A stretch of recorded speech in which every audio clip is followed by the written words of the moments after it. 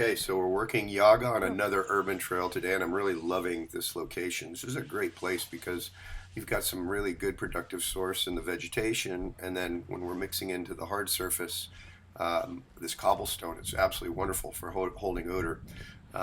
She's got a great start and so easy to read when she's on odor. But you're going to see here in just a little bit, there's just going to be a small complication.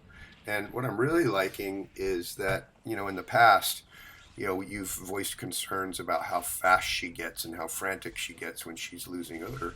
But now you can see she's starting to settle and stay a little bit closer to where she lost the track and not moving quite as fast. And that's going to be really evident at this corner. For whatever reason, the scent picture is great here on the left side of this parking lot. But as soon as she gets into the corner and starts this right turn, it doesn't seem to be quite as good. She doesn't seem to quite have it as much. Now you'll notice how she comes back here to the corner and drops back through this grassy alleyway. Obviously, you have odor down this way, but it's not the track, and it quickly runs out, and she has to come back. So we have a little bit of wind drift down in that corner. That might be the reason why she really wanted to get back down there. It was perhaps stronger than the picture she whoa. has right here down the middle of the parking lot. But this is really nice work. Cobblestone is fantastic productive source. It's kind of a wonderful a little above intermediary step before we get into solid flat blacktop or concrete. So this is really nice.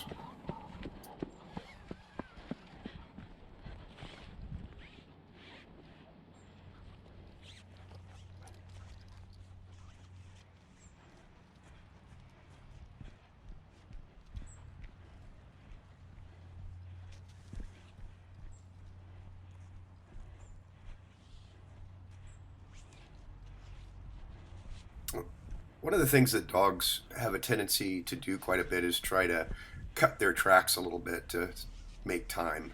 They're always wanting to get to the end as quickly as they can. And you're going to see that pop up right here. She gets over to this little grassy island right next to the road.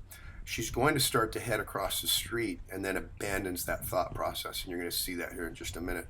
One of the things that happens here is it's almost like she's indicating a turn is coming and she's trying to bisect it. This is oftentimes what I refer to as the apex of the turn or the strong point of the turn.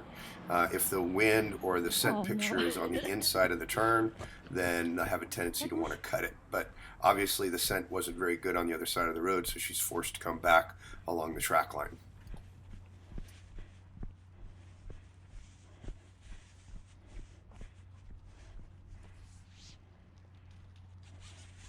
And I think the same thing happens again here, and she's a little bit more accurate because the scent picture's staying really nice. But I think she's a little bit premature on her crossing because you can see how she starts to go right, hesitates, and comes back, and then she hammers the track line right here. So I think your crossing was a little bit further than where she crossed, which indicates that she's using that apex to cut the turn. This is something that's really, really common with dogs. If the scent picture is on the inside of the turn, they cut.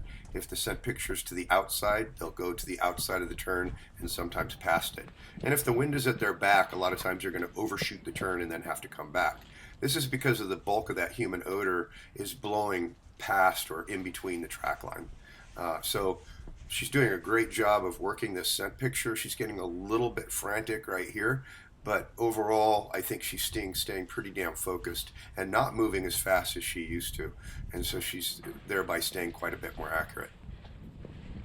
Here's kind of another indication of that. Obviously, you've got good blown odor out into this corner. She goes up above the staircase, and it's almost like she's looking at, hey, where the heck is this guy?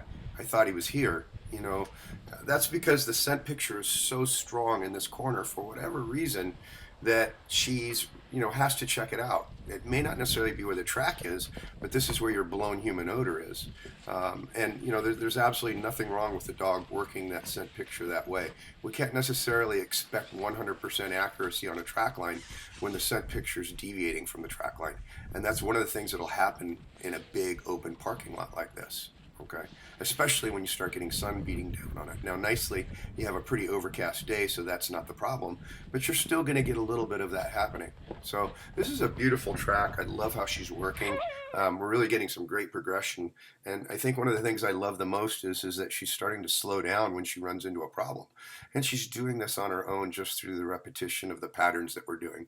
So, what I'd like you to do is let's do another exercise just like this, but let's extend the distance about 20 to 30%. We need to add a little bit more length to her tracks.